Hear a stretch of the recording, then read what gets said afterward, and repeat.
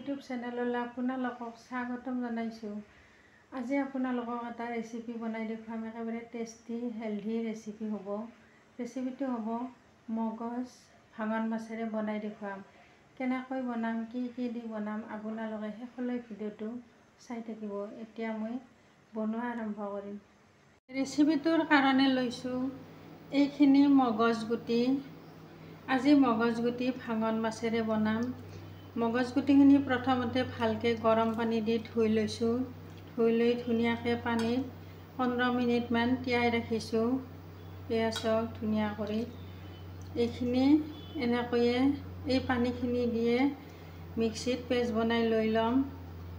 মগজগুটি paste বনালে একেলগে পিঁয়াজ দিম, ইয়াতে 2টা, ইলাচি দিম 4-5টামান আৰু জলকীয়া দিম, একেলগে পেষ্ট বনাই লৈ ল'ম। এইখিনি ভাঙন মাছ লৈছোঁ, ভাজি লৈছোঁ, আগতে ভাজি ৰাখিছোঁ। আপোনালোকক মাছখিনি ভাজা দেখুওৱা নহ'ল। এইখিনি চাওক, পিঁয়াজ 3টা লৈছোঁ, 2টা মগজগুটিৰ লগত পেষ্ট বনাই ল'ম আৰু জলকীয়া 3টা লৈছোঁ, ইলাচি 5টা লৈছোঁ আৰু মান ধনিয়াৰ পাত লৈছোঁ আৰু এইকেইটা তেজপাত লৈছোঁ। পিঁয়াজ 2টা পেষ্ট বনাই একেলগে মিক্সিত দি ল'ম মগজগুটিৰ লগত। এটা পিঁয়াজ যেতিয়া ৰেচিপিটো বনাওঁ, কেৰাহীত তেল দিওঁতে এইটো পিঁয়াজটো ভাজি দি দিম। এতিয়া মগজগুটিখিনি পেষ্ট বনাই লৈ ল'ম। এতিয়া মগজগুটিখিনি মিক্সিত দি দিম।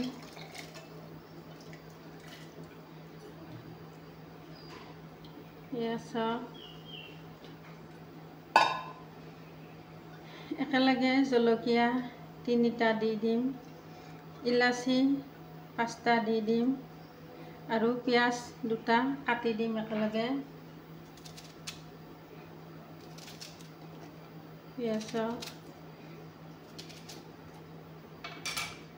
এতিয়া এইখিনি মিক্সিত পেষ্ট বনাই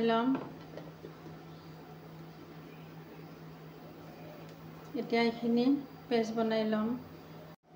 এয়া চাওক, মগজগুটিখিনি ধুনীয়াকৈ পেষ্ট বনাই লৈ ল'লোঁ। এতিয়া এইখিনি ইয়াতে ৰাখি থৈ দিম।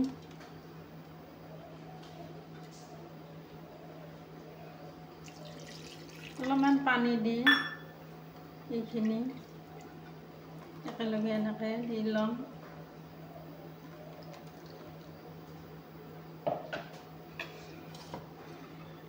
এতিয়া ৰেচিপিটোৰ কাৰণে এইখিনি ৰেডি কৰি ল'লোঁ। এতিয়া ৰেচিপিটো বনাম, আপোনালোকে শেষলৈ চাই থাকিব। এতিয়া কেৰাহী গৰম হৈছে, ৰিফাইনখিনি দি ল'ম। এয়া চাওক, ৰিফাইনটো দি দিছোঁ। অলপমান পাঁচফোৰণ দি দিম। এয়া চাওক, পাঁচফোৰণ দি দিছোঁ।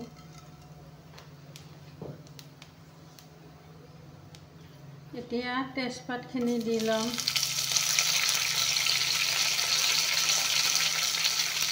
একেলগে পিঁয়াজখিনিও দি ল'ম। এইখিনি অলপমান ভাজি ল'ম।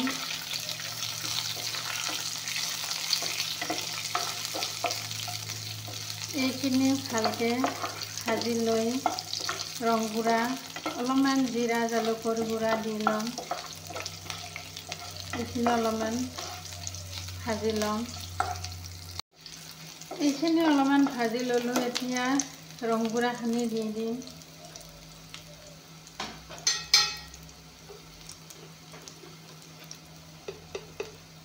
এয়া চাওক, ৰং গুড়া দি দিছোঁ। একেলগে জিৰা জালুকৰ গুড়াও দি দিম। এয়া আধা চামুচ জিৰা জালুকৰ গুড়া দি দিছোঁ।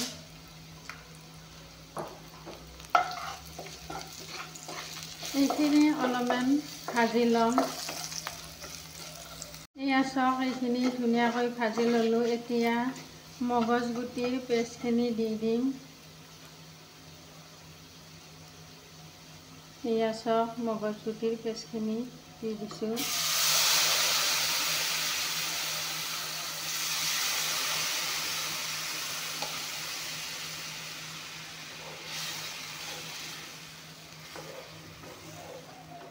অলপমান পানী দি দিম একেলগে।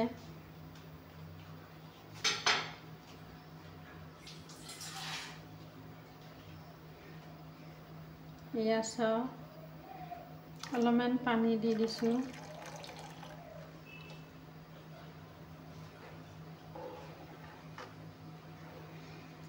এতিয়া একেলগে নিমখখিনি দি দিম।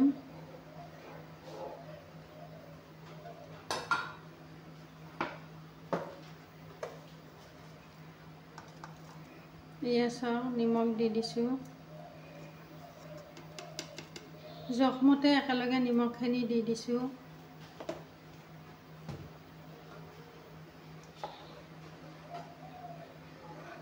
এতিয়া অলপমান উতল আহিব দিম।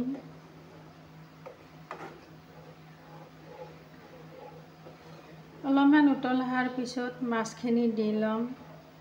এতিয়া অলপমান উতল আহিব দিছোঁ। এয়া চাওক আঞ্জাখন ধুনীয়াকৈ উতল আহিছে। এতিয়া মাছখিনি দি দিম।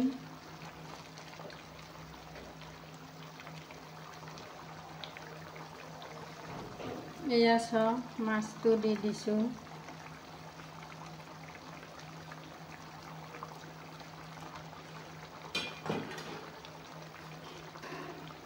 এতিয়া যিহেতুকে মাছখিনি দিছোঁ অলপমান টাইম উতল আহিব দিম। এনেকৈ মগজ গুটিৰে পেষ্ট বনাই মাছ দি বনালে বহুত টেষ্টি লাগে। আপোনালোকে যিকোনো মাছেৰে বনাই খাব পাৰে, বহুত টেষ্টি লাগে। আজি মই ভাঙন মাছেৰে বনাইছোঁ। এতিয়া অলপমান টাইম উতল আহিব দিছোঁ। এয়া চাওক আঞ্জাখন ধুনীয়াকৈ উতল আহিছে। এয়া চাওক মাছটো বহুত কোমল হৈ গৈছে। খাই এনেকৈ বহুত টেষ্টি লাগে। এতিয়া মান ধনিয়াৰ পাতখিনি দি ল'ম।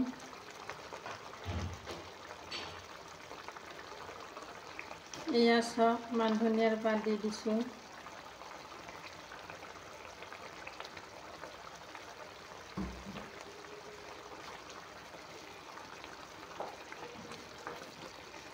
ধনিয়াৰ পাত দিলে বহুত ধুনীয়া এটা গন্ধ ওলায় আৰু খাই বহুত টেষ্টি লাগে। এইটো বাৰু মান ধনিয়াৰ পাত দিছোঁ। আপোনালোকে আমি যিটো ধনিয়া সদায় বজাৰত পাই থাকোঁ, সেইটো ধনিয়া দিলেও বহুত টেষ্টি লাগে খাই। আঞ্জাখন চাওক বহুত গ্ৰেভি হৈছে। গ্ৰেভি কৰিলে এই আঞ্জা মগজৰ গুটিৰ আঞ্জা বহুত টেষ্টি লাগে খাই। ইয়াতে এতিয়া অলপমান গৰম মছলাৰ গুড়া দি দিম।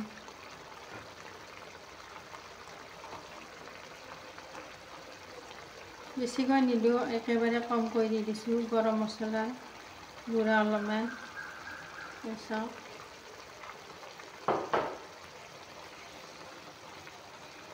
আপোনালোকেও এনেকৈ বনাই খাব, বহুত টেষ্টি লাগে।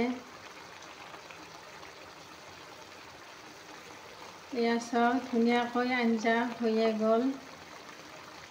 এতিয়া গেছটো বন্ধ কৰিম।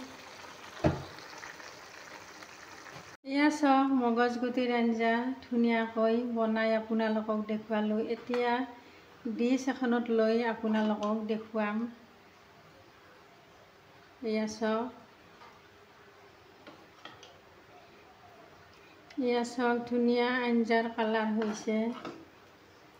এয়া চাওক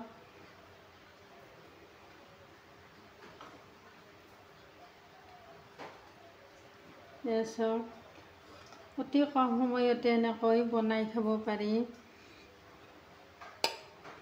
এয়া চাওক মাছটো কিমান ধুনীয়া কোমল হৈ গৈছে, ঢিলা ঢিলা হৈ গৈছে। আপোনালোকে এনেকৈ বনাই খাব। ভাল লাগিলে কমেণ্ট কৰি জনাব, লাইক কৰিব, শ্বেয়াৰ কৰিব। ছাবস্ক্ৰাইব কৰিব নাপাহৰিব। Thank U.